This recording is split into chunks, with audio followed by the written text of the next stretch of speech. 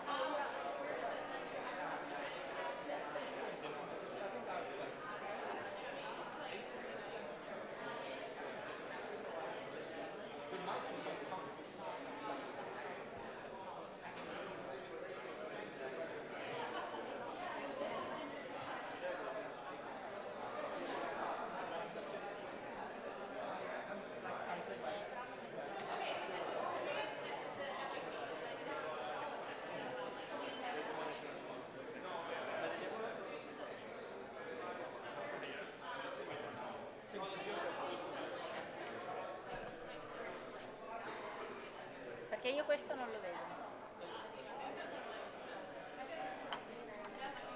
Ready?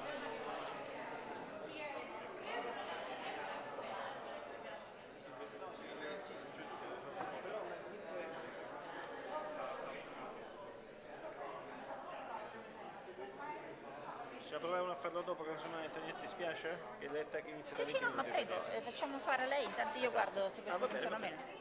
Che infatti non funziona neanche questo. Cioè fate fare pure tutto quello che volete fare con lei, ma in realtà non funziona neanche questo. Ne avete un altro? Uno, allora. Ma non è forse più facile che ce la mandi? È enorme. Quanto è grande? Ma uno è 20 mega. Non ne avete un altro? Bisogna vedere ancora un altro. No, ne abbiamo solamente un paio, però se forse inizia con un paio che non funziona, ma se me lo mandi, vedi come funziona io. Va bene, questo è uno e l'altro è qua. Ma tu hai Dropbox per caso? No, Google Drive? no. No, cerchiamo di farlo con una chiavetta che... No, la cosa più semplice è la chiavetta, solo bisogna trovare qualcosa che lo collega.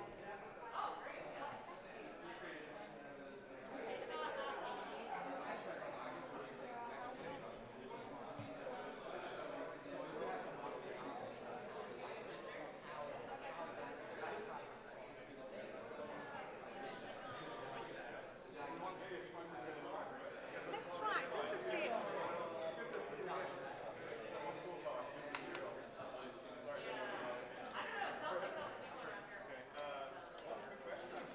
No, però lo posso fare, però allora adesso mentre il break adesso devo un'ora. Posso andare con gli altri colleghi che si sono. Ok, perché questo non so come mai non lo... So you point them at me, and Ovilt and I will pass through. Yeah, exactly. Okay, that's great. So That's when I great. get done with that, I'll just give it to Yeah, you. exactly.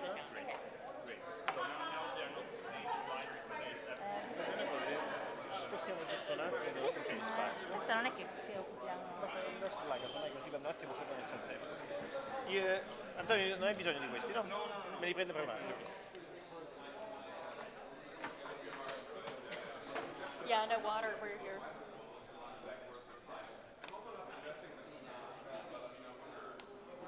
Recognize. Huh? Yeah, it's working. It's working.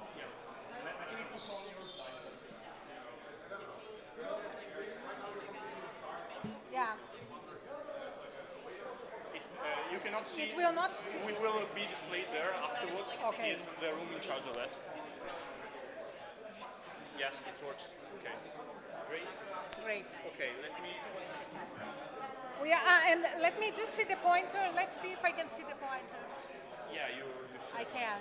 Okay. Yeah, yours is also. No, but I don't want to look up. I want to keep looking at the Okay, others. okay. Why This say is the it's a bit- challenge. yeah. Otherwise, I have to do this. Also, It's the not good. neck is not Yeah. good. No, and I give my back to the audience. Yeah, but I see.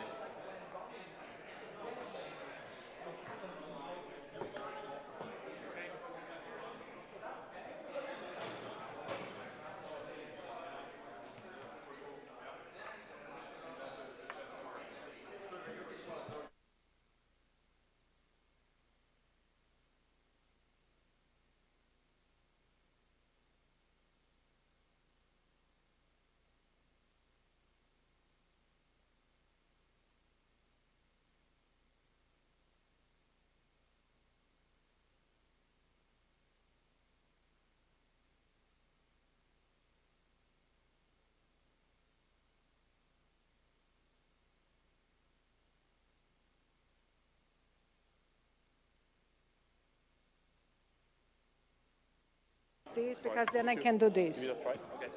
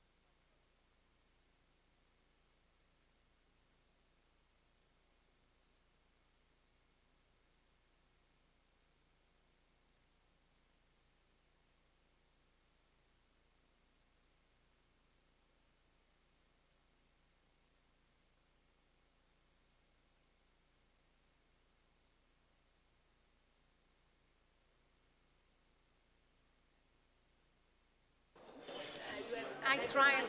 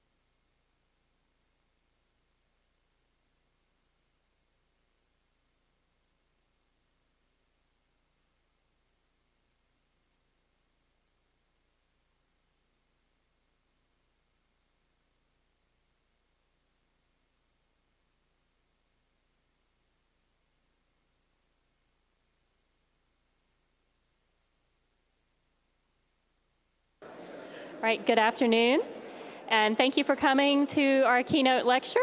I'm really delighted to have the honor of introducing to you Dr. Alexandra Schmidt.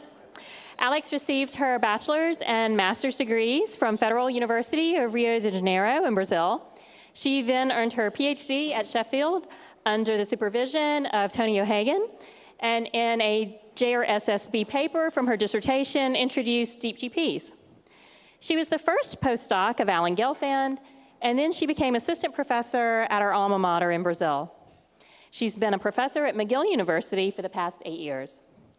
Alex has contributed immensely to our society in many different roles, ranging from chairing the program council, to chairing the World Meeting Local Organizing Committee, to serving on the board of the directors, to serving as our president, and in her current role as co-editor of Bayesian Analysis.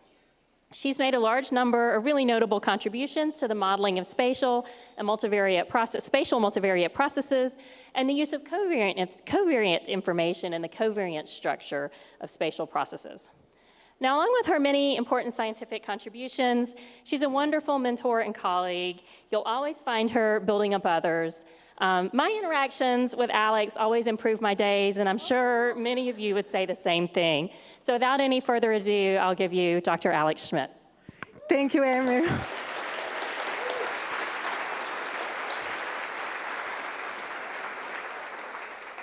Don't make me cry.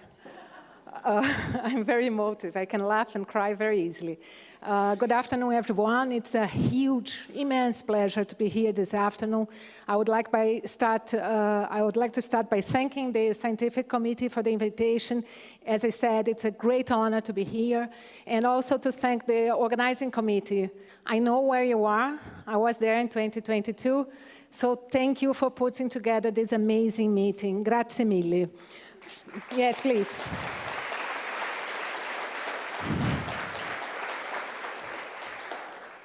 So today I'm going to talk about moving beyond normality in multivariate spatial and spatiotemporal processes. I added multivariate into the title of the talk because actually I plan, if everything goes well, I plan to focus my talk on very recent work that I'm doing with Paritosh Kumar Roy, a PhD student at McGill University, and Thais Fonseca, associate professor at the Federal University of Rio de Janeiro, where I'm originally from, where Dani Gammerman and Hélio Megon started a Bayesian group many years ago.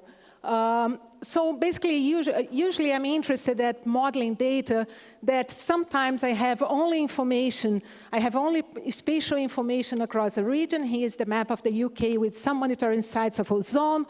Sometimes at each site I have also the time series observed at each of the sites. But usually these sites are planned to monitor more than one pollutant.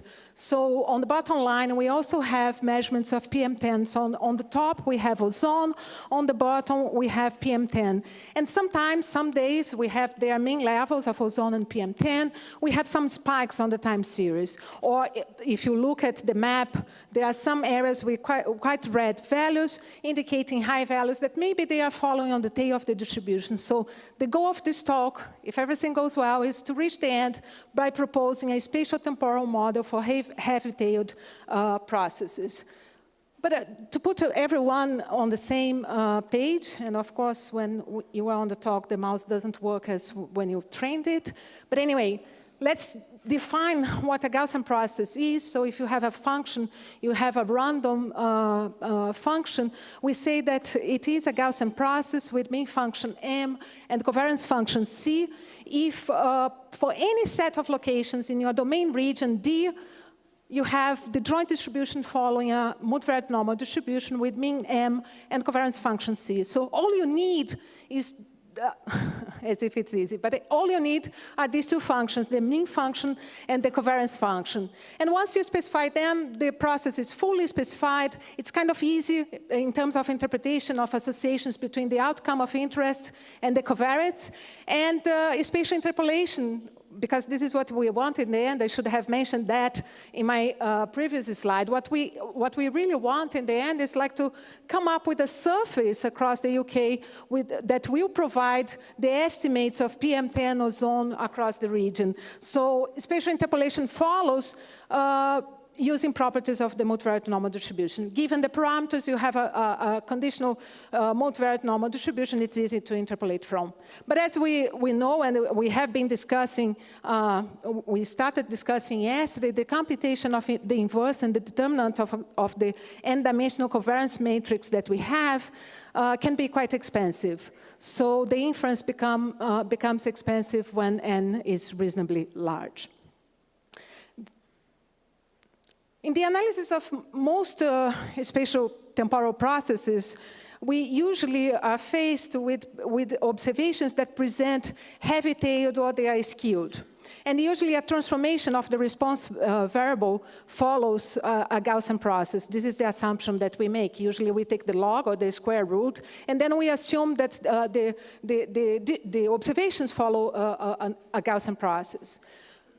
And then we make another assumption of stationarity and isotropy, that the process is homogeneous. This means that the distribution is unchanged when the region of the index set is translated and the process is invariant under rotations of the coordinate system about the region. But when you are thinking about environmental processes, ozone, for example, this might be a very strong assumption because you might have wind blowing in one direction and you expect that the observations across that particular direction are more highly correlated than observations made at other locations in different wind directions.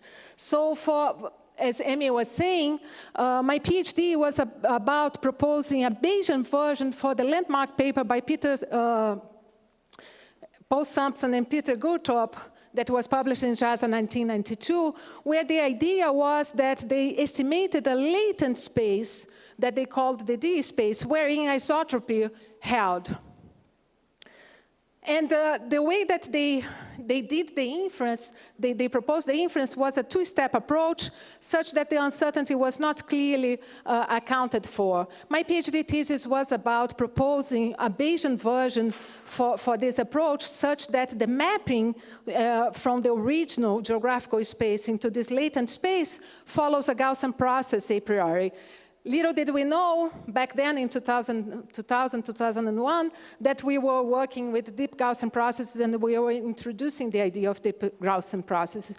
And very recently, in a JASA paper in 2021, Andrew Zemet-Manjian, together with his collaborators, took this approach to another level that now it avoids the folding, which was a problem of our original paper.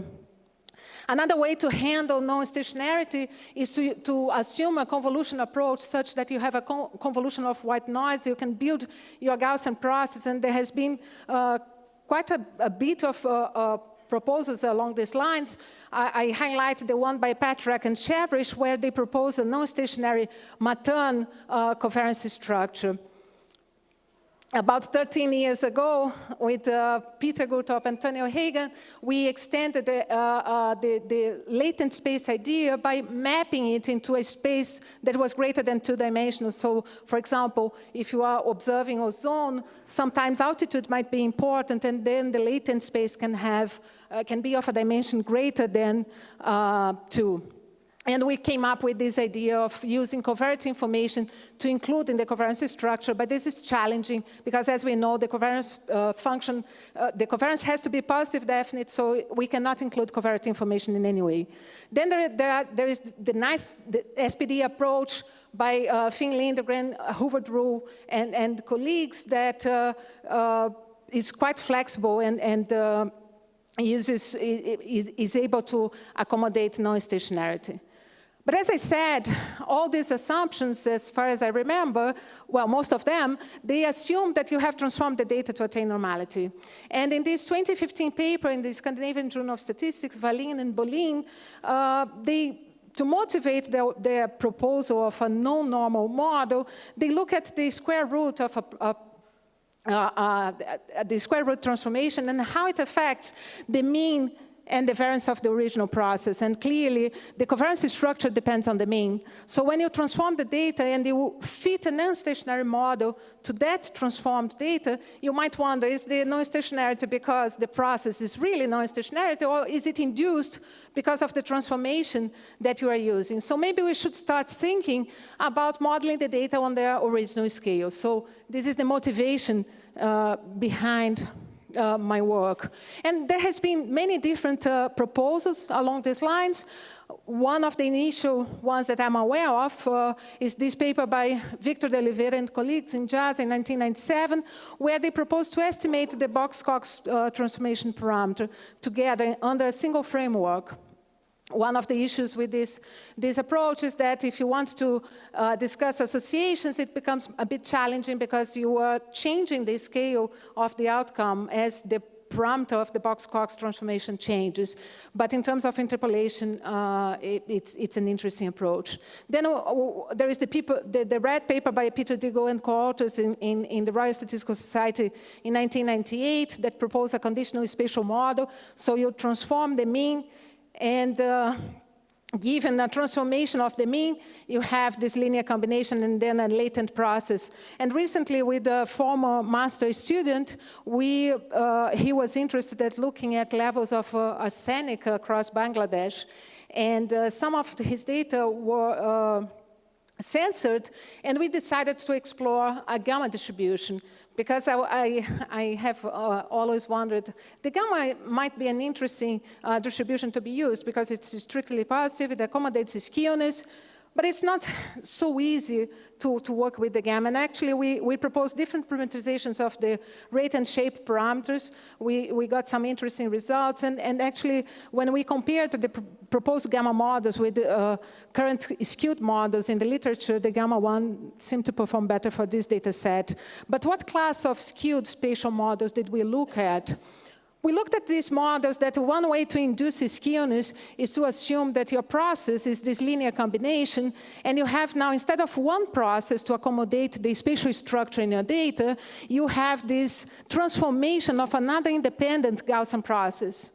And there has been two proposals in the literature for this transformation. One is that he uses the absolute value of this Z1, and it was proposed by Zhang and El Sharawi in an Invermetrics paper in 2010. And the sigma 1 in this case is associated with the skewness parameter.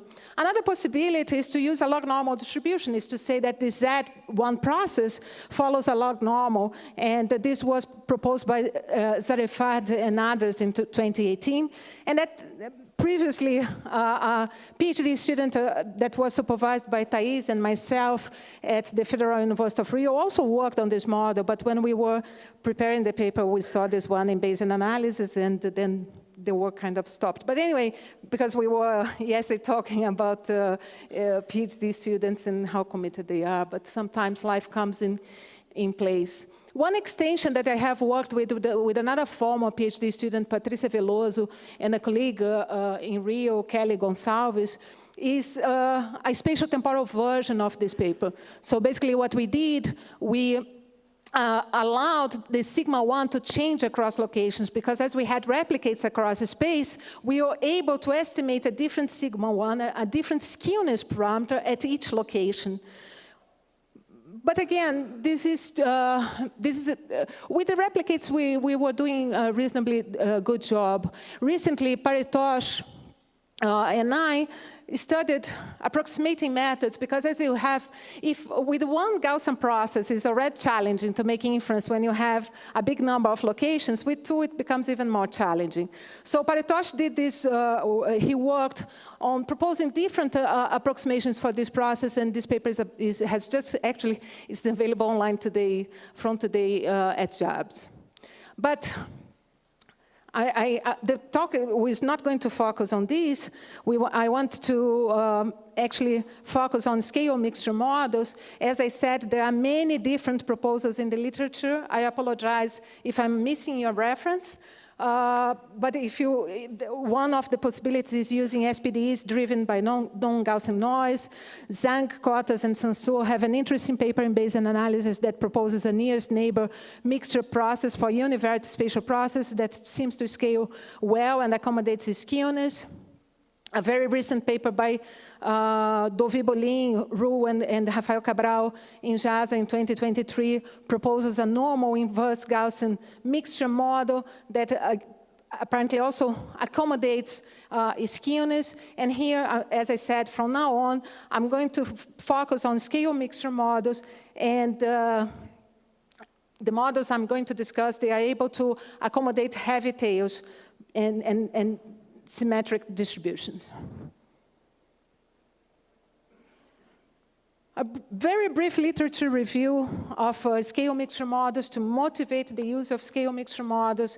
Michael Stein in 2009, he discusses in this paper the presence of peaks in the temporal variance in the modeling of atmospheric pressure.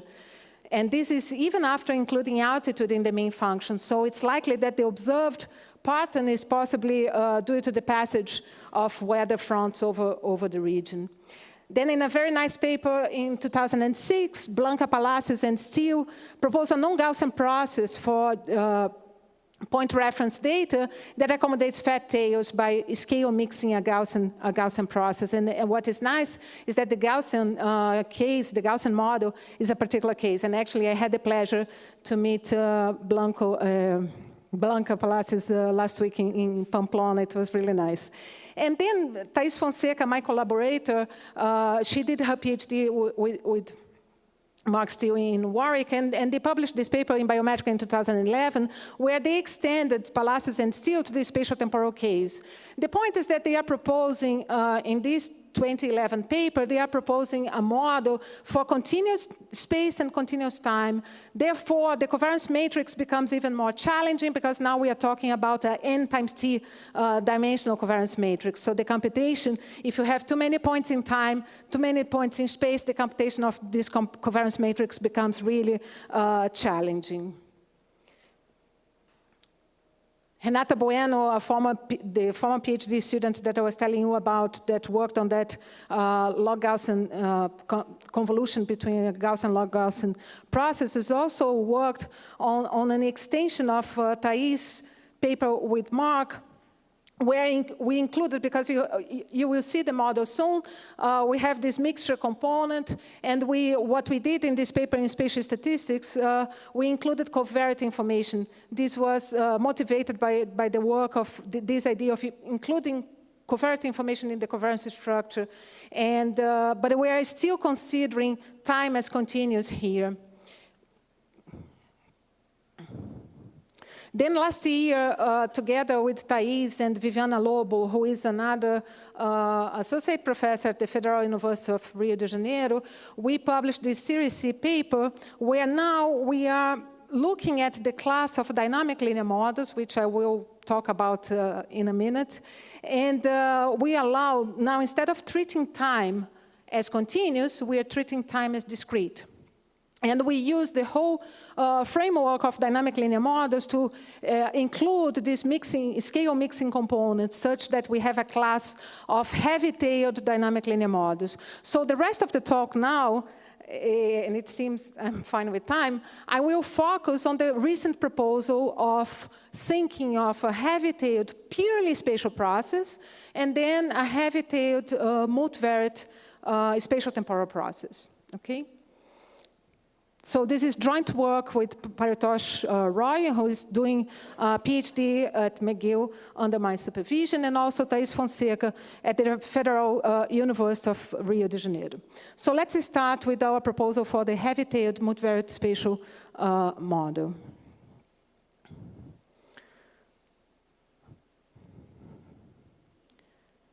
When I did my postdoc with Alan Gelfand, one of the projects that we worked with was on a proposal for multivariate spatial processes.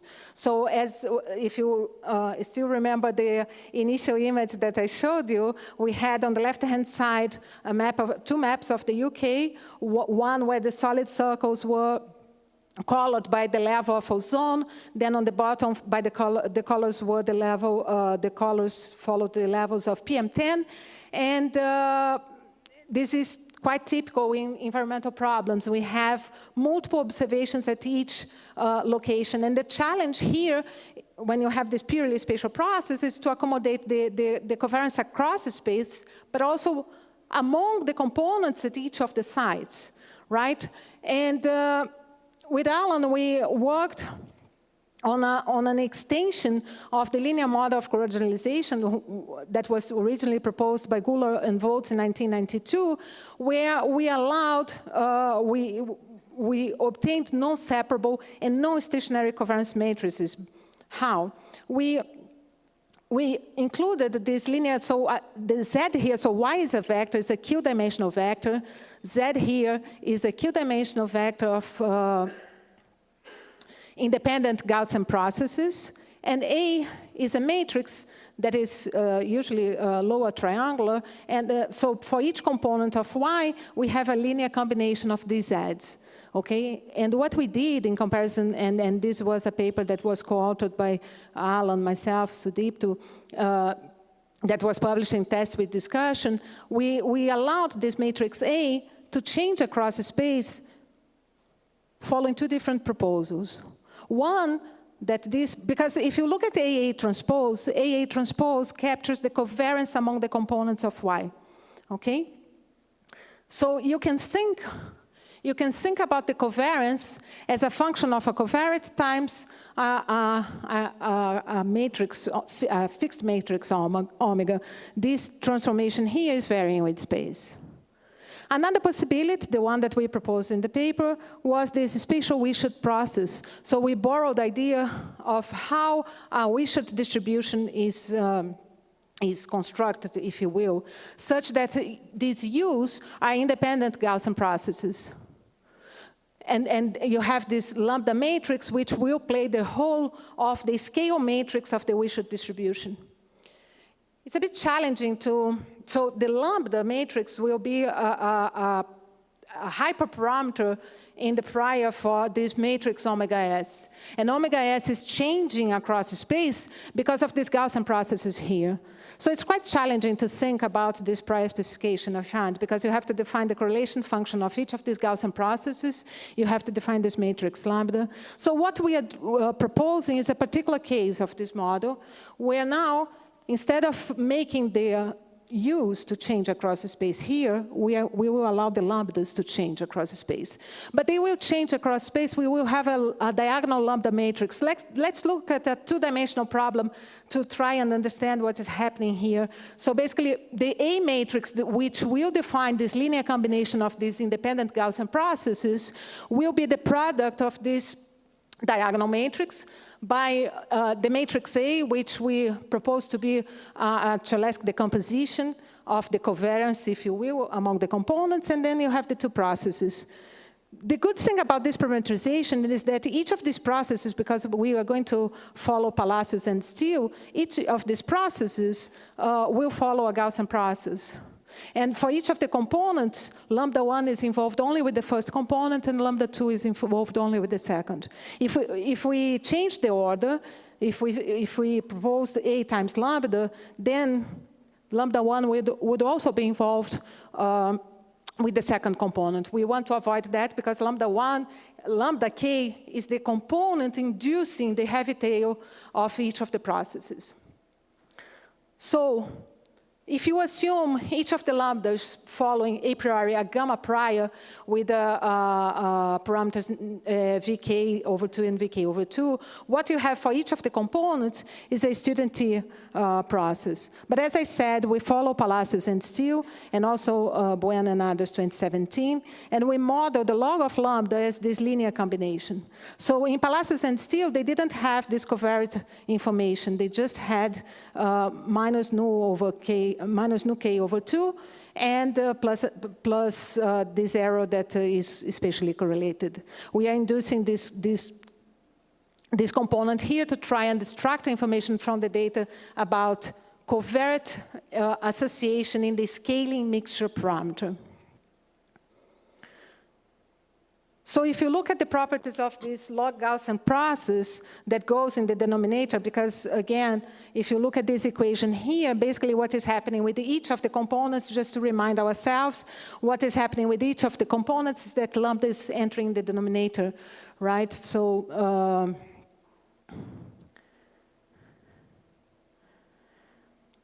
if we don't have covariates, the mean of lambda is 1, and when nu k increases, the distribution of lambda becomes more right-skewed. So it induces, nu k is the parameter that induces the heavy tail.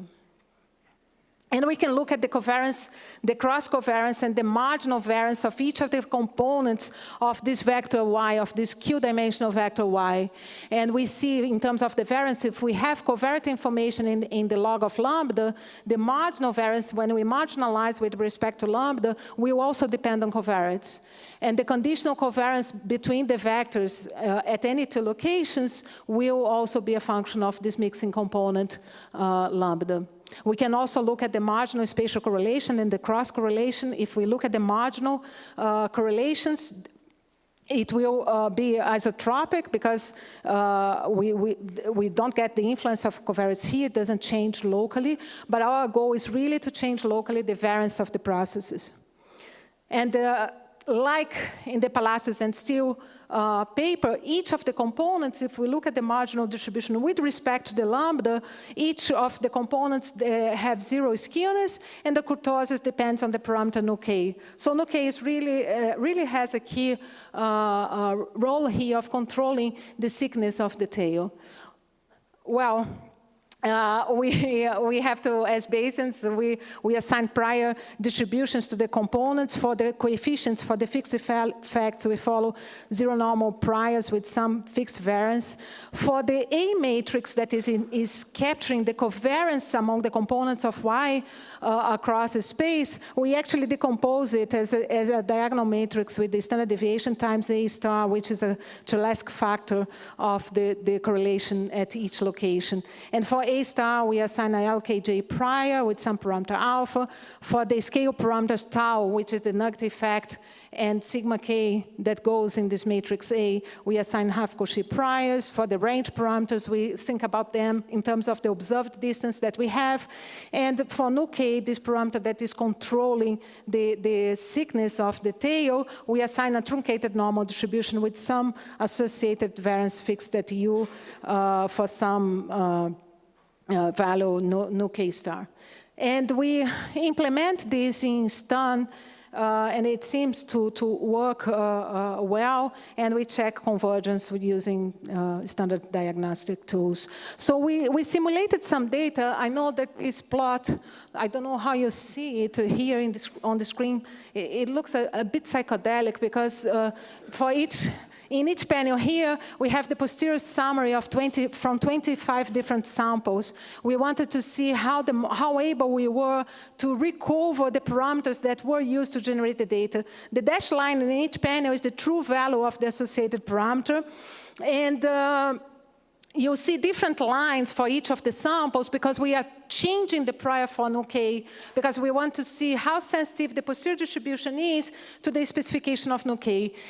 For most of the parameters, the posterior doesn't look that sensitive, but for nu, for the posterior distribution of nu, the greater the prior variance is, the greater the range of the credible interval. And if we go back to the UK data, here we have the observations of ozone on the left and PM10 on the right for June 23, 2020. And we see that there seems to be some spatial structure. For PM10, some of the locations have apparently atypical high values. And we fit 3 different versions of the model. We fit 3 different versions of the model. One that is the usual linear model of correlation as we proposed back in 2004. Then the GLG, because as I have as the outcome vector is 2-dimensional, I can think about the log lambda process in different ways for each of the processes. I can follow Palacios and Steele and just say that log of lambda k follows a Gaussian process centered at minus nu k over 2 with some variance and correlation, variance nu k and correlation structure. I can use covariant information. In this case, I think we use altitude, I don't remember right now. And, but I could also have different structures of the log of lambda for each of the components. This is what the 4th line refers to. In red, so we are using the energy score, the the variogram score and the log score and the interval score to compare the models. For all these criteria, the smaller the better, and in red you have the smaller values under each of the models. It seems that the GLG model, so the one that doesn't have covariate information in the log lambda process, is the best. And if we look at the posterior summary, I think it's interesting to compare the coefficients that we estimate from the Gaussian model and the coefficients that we estimate from the best proposed model, if you will, which is the GLG. What is interesting to see and to compare is the scale for the first process for ozone. The standard deviation is estimated at 10.46. When we look at the estimate under our proposed model, it reduces a lot. Of course, it's doing what it's supposed to do, because we have this fixed scale parameter, and then locally we are accommodating because we have this log of lambda 1 and log of lambda 2 for ozone and PM10 that is capturing what is happening with the scale of the distribution locally. So it's natural to see this reduction. And this reduction is being induced by the nulls, which are the ones inducing the fat tail. And we see that the posterior distribution is quite far from zero. We see some reduction in the standard deviation of the measurement errors, again, I think as expected, maybe suggesting that when we fit the Gaussian model, there is still some structure left in the residuals and that the model is accommodating. Again, another psychedelic plot, but here what we are looking at is, because if you recall, what we have is 1 over the square root of each of the lambdas multiplying that matrix A. So the greater this is, the more I'm inflating the variance, the smaller, the more I'm deflating the variance at each location. So I have all the locations here, and the dotted line represents 1, which is the Gaussian model. All of them are kind of touching 1, but what we can observe when we include covariates in the mean structure of log of lambda, the range of the credible interval reduces a little bit, but we see that at some sites the increase is quite high. In terms of point estimates, the point estimates are quite similar. Here are the point estimates of the log of lambda, actually of 1 over the square root of lambda at each location, just to see a spatial pattern. But if we look at the fitted values, what we can observe is that at some locations, the crosses here are the actual observed values. The pink line represents the summary, the 95% credible interval under the Gaussian model, and the others under the different parameterizations of our proposed approach. And what is happening is that the ranges, as we expected, the ranges of these credible intervals are adapting locally. But what happens, again, we have different processes, right? Because in the likelihood, we have a QN dimensional multivariate normal distribution. Then we have these n Gaussian processes for each of the scale components. What happens when n increases? Well, as probably most of you know, vacuum approximations have been quite used since the paper by Abhidata, Sudipto Banerjee, Andrew Feeling, and Alan Gelfand, where they extend the vacuum approximation to define the nearest neighbor Gaussian process. And the idea is very nice because you break this multivariate distribution into the product of conditional distributions, and you kind of truncate here on a subset. The point is that we have to approximate both this multivariate, in the example, a 2n dimensional multivariate normal distribution, and then these 2n again normal distributions. So we follow, for the outcome component, we follow the proposal of the response NNGP that is described in this paper by Andrew Feeling and at JCGS in 2019. Basically, we can obtain all the conditional distributions because, again, conditional on the lambda, the mixing parameter, we have multivariate normal distributions. And the same can be done a similar approach, the NNGP approach, can be used for the latent processes, and we just have to compute these conditional means and variances, but we have to define the number of neighbors that we are considering to define this conditioning set, and they suggest that this number should be between 10 and 25. We tried different values, and we fixed them at 15, and also we have to define these neighboring sets. How do we choose these neighboring sets? And there is quite a bit of discussion in the literature, and we consider orderings based on maximum minimum distance and ordering of the x-coordinate. And as we decided to code this model in Stan, it was a decision we made when we started working with this.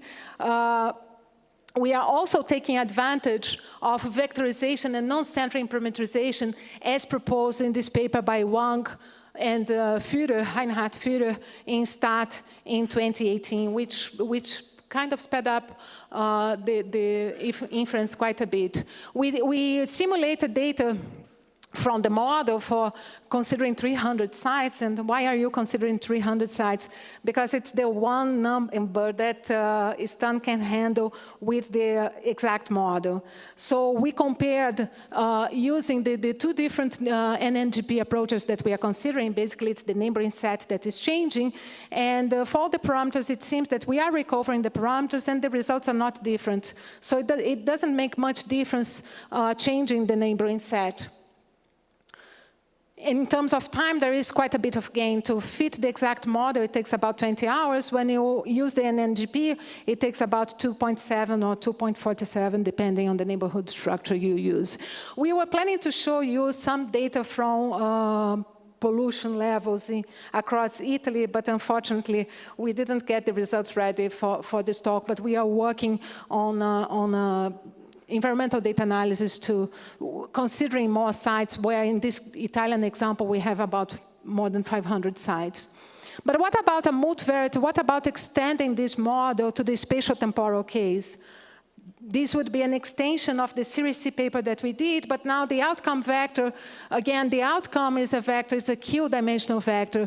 So basically, we follow our school at the Federal University of Rio de Janeiro of using dynamic linear models to account for the temporal structure that we have in our observations. So basically, we decompose the vector that we observe at time t, discrete time t, and continuous location s, as the sum of these three components. Epsilon t of s here is measurement error, and then ft of s times theta t is capturing this overall temporal trend where the theta t's are allowed to evolve mostly with time, and wt is capturing the variability of this evolution across time. And then we have this local structure here, which follows the idea of the previous model, but now for each time t. So it's similar with the point now that now at each location we have the time series associated to each of the pollutants that we have. So again, this component, AT of S, ZT of S, is the linear model. The linear model, sometimes I can't see the pointer. It's the here it is. It's the linear model of correlationalization. The Z's are Q-independent Gaussian processes. The ZT's, there is a T missing on the ZT1, ZT2, etc. And A follows, it's a Cholesky decomposition of the covariance. And lambda, again, is that diagonal matrix that is inducing the scale mixing component, allowing for a heavy-tailed distribution for the outcomes YT of S, okay? And ZT and the lambdas are independent processes.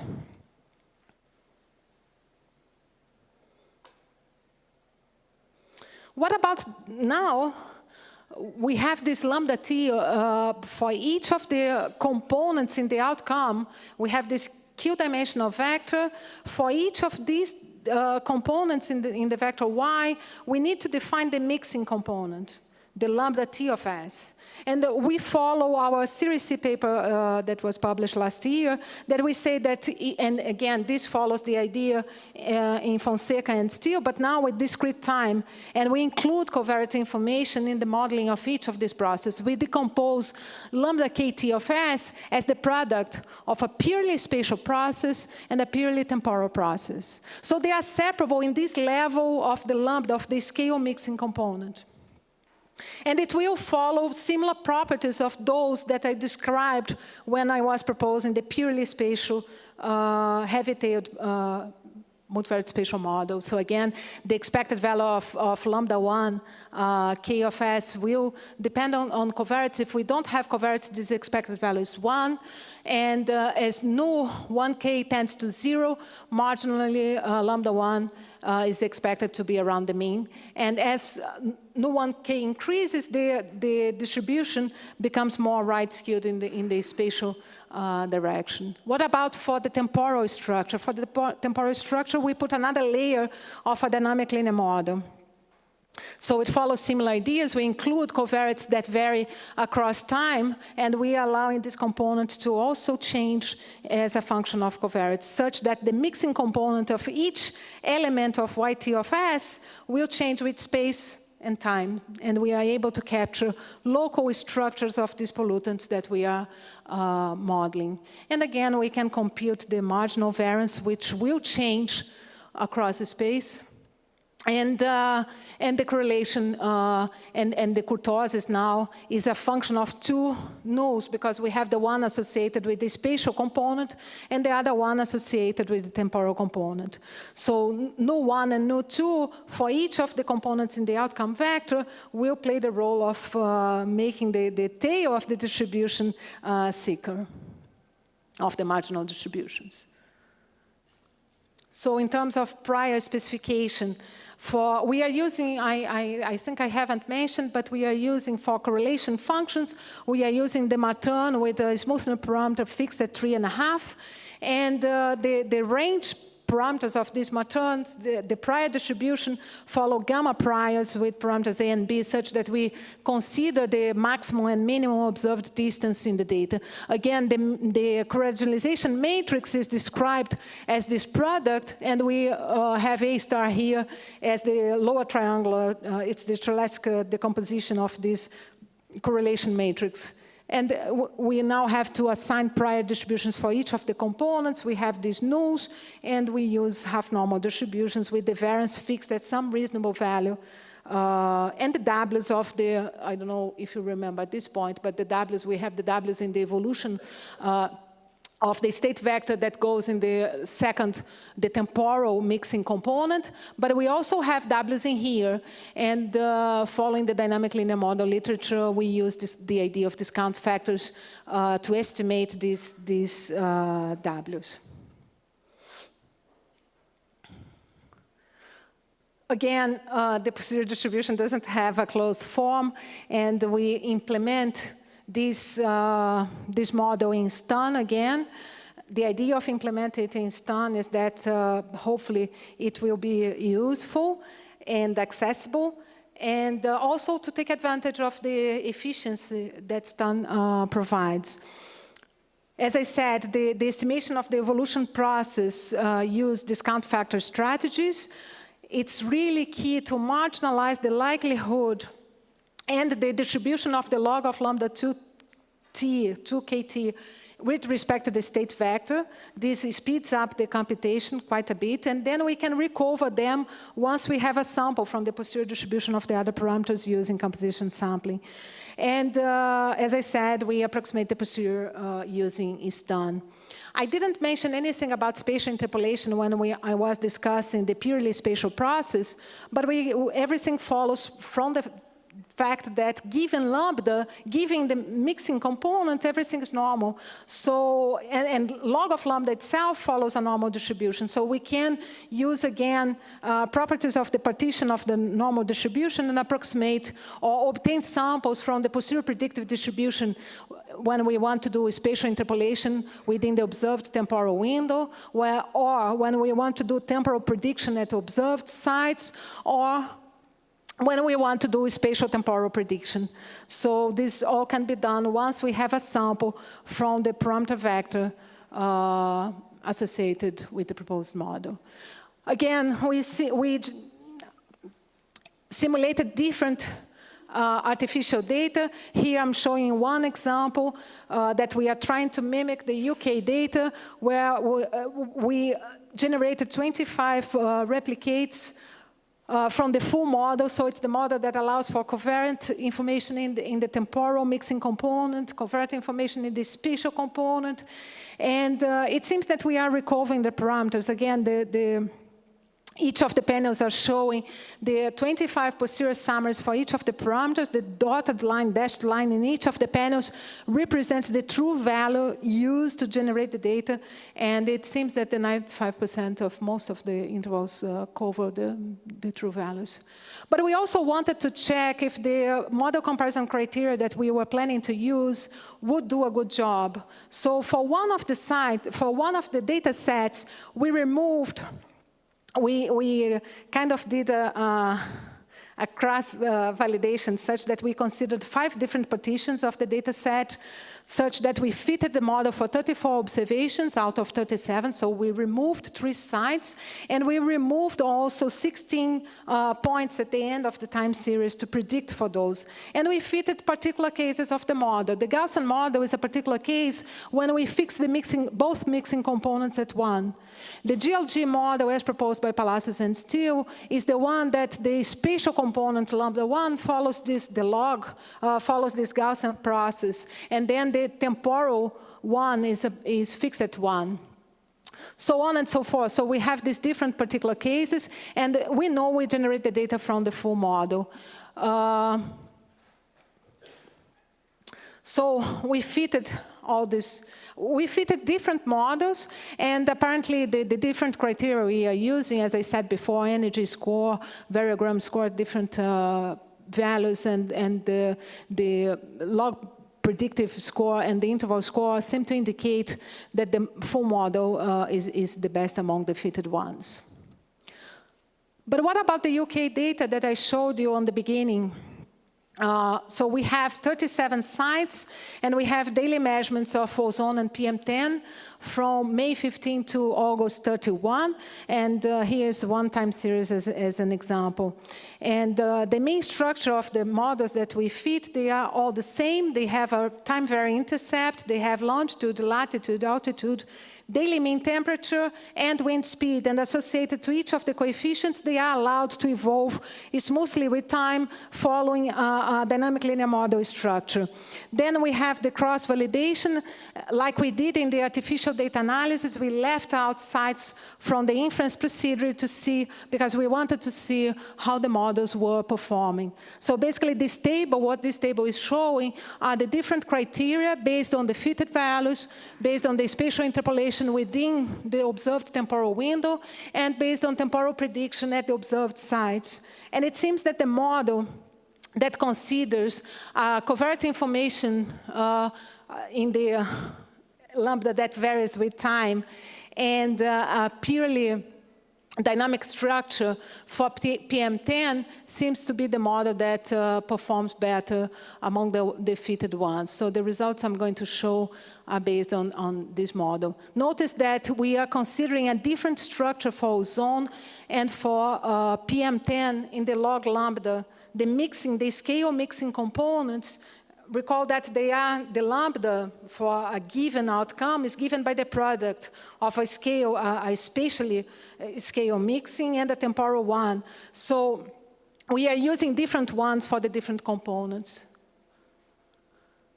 Again, we have the posterior summary, like we did in the purely spatial example. We have the posterior summary of the parameters. We see this reduction of the standard deviation as we would expect, because again, we have a component in the model that is capturing this scale locally. And the nulls seem to be far from 0, with median at 1 1.39 for ozone and 1.68 for PM10. Here are the posterior summaries of the coefficients, of the time-varying coefficients that go in the mean for ozone. On the top, the 2 rows are associated with ozone. On the bottom, the ones associated with PM10. We see that for temperature, there is a counterintuitive result here, at least for me, that temperature is negative. The association is negative with ozone. And wind speed, I think, as expected, has a positive association. And when we see with PM10, the results seem to make sense. A negative association with altitude and PM10 seem to have a negative association, whereas wind speed doesn't seem to be important.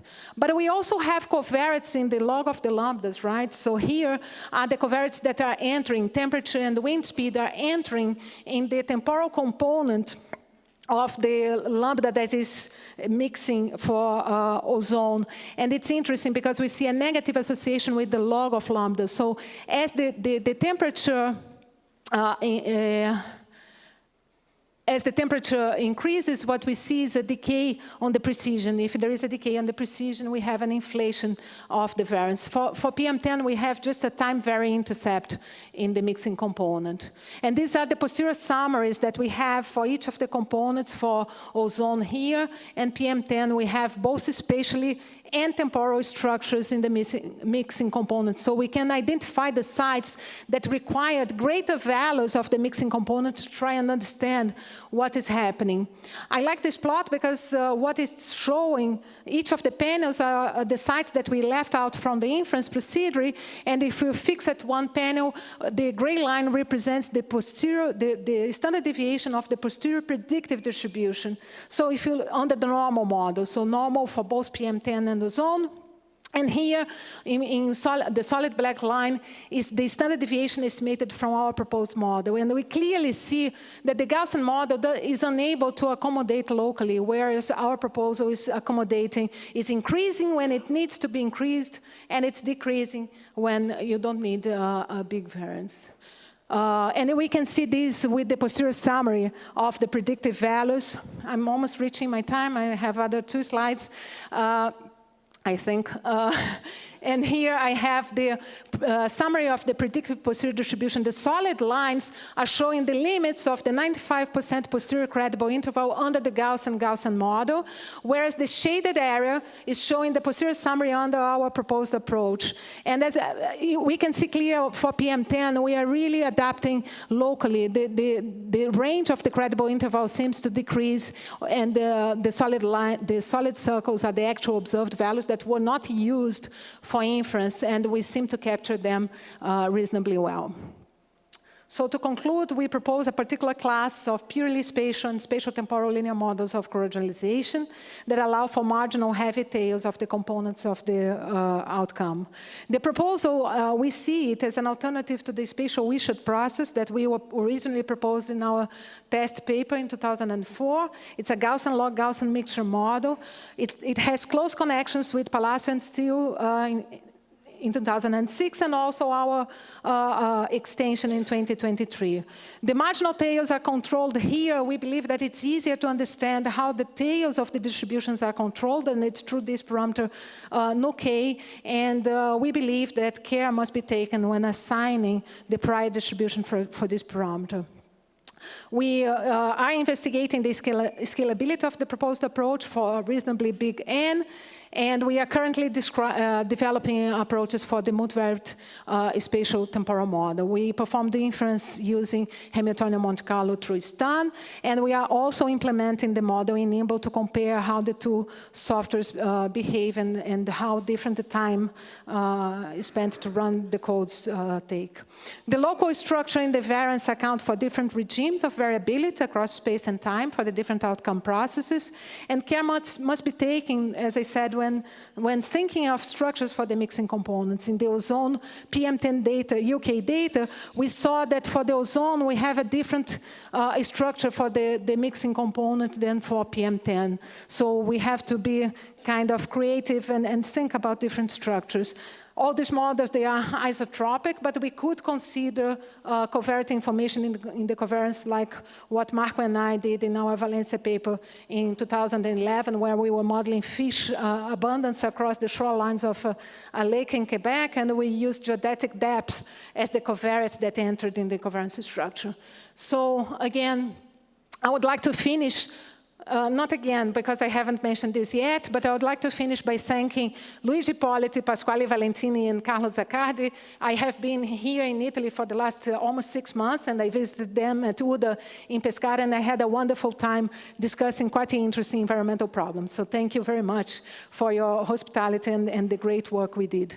And again, I want to thank the scientific committee for inviting me. As I said, it's a great honor for me to be here today, and the organizing committee to put together this amazing meeting. I know how much work you have done, I really know.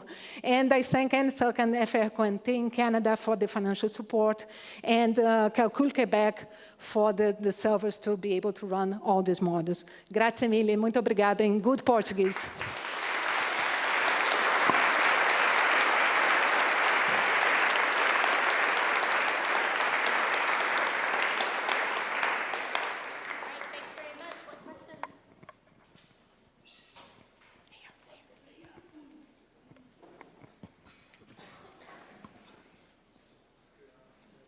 Hi, first I want to say that it's a pleasure to see you talking about this.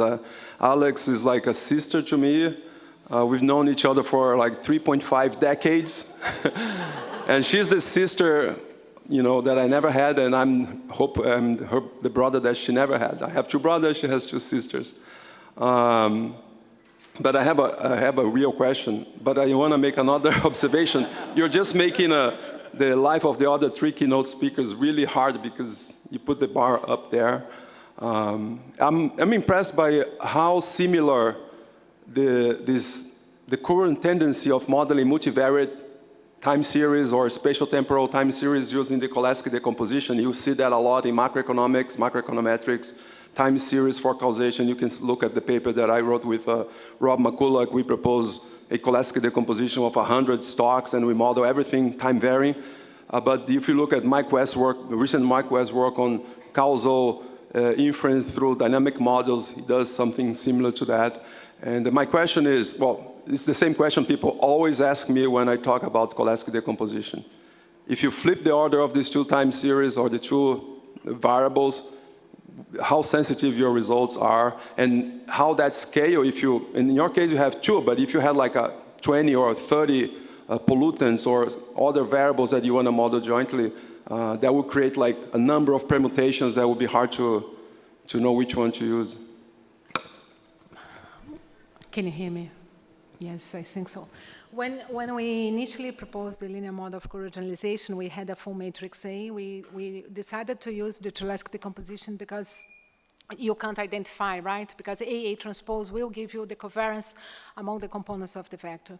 We investigated the order. I don't think there will be an effect. But very recently, Dave Stephens at McGill University and we are co-supervising a student, Renaud Ali, that he's proposing a model that we have a full matrix A, and he uses interweaving to try and estimate which A's should be included, such that, because the nice idea about this is that you can also estimate which components of the vector have zero correlated. So it's something that we have been thinking about. Yes, so thanks for the talk. Again, so I'm working with David Bowling as well, so on this SPD approach and all that, and non-Gaussian latent field. Cabral has done that last year during his PhD. And one line that we have been following is that instead of directly thinking about a non-Gaussian latent model, you think first about model expansion. So you start with a Gaussian model, you feed that model, and you try to localize points where you think that depart from Gaussianity. And then you try to correct them starting from this Gaussian model. How do you think we could embed your framework in these ideas? I think it's something that we could think about maybe instead of making all the lambdas changing across the space and time, maybe we could divide the region and have lambdas that are kind of localized but bigger areas than local. I think you are presenting a poster here, and you mentioned that the other day. Yes. I remember well. At 5. I would like to see the poster, so let me know when you are presenting your Today. poster. Okay, great. Thank you. I will come and see you.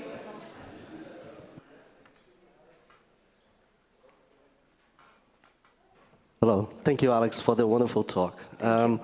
You answered more or less my question at the end in your conclusion remarks. When you look at new, and you say, oh, you need to be very careful with the priors. Flavio and I has been thinking about this problem in the spatial context, and we are convinced that that new is non-identifiable by the likelihood, because you have one replicate usually. On the spatial temporal, maybe you can go through the dynamic and it probably work better. So I would like to see your take on, because we're basically saying you need to give informative priors and defend them, of course, because that's what will guide your new. I don't feel very uncomfortable about assigning informative priors to new, because if you do the exercise of generating data from the prior predictive process, you will see that new, as it grows large, it will provide realizations that are quite heavy-tailed. So I think we can perform exercises like Jake Adani once told me in one of the Valencia meetings, that just generate data from your model to see how it behaves depending on the price specification that you have. And you will see that if nu grows too large, the details will be too heavy and unrealistic for the processes that you are modeling. So I think there is a way around that. And about the unidentifiability, maybe nu suffers from the same problem that the degrees of freedom of the T has, and that Thais, Hélio Migon, and Marco Ferreira has a nice paper about this in Biometrica in 2008, if I'm not mistaken.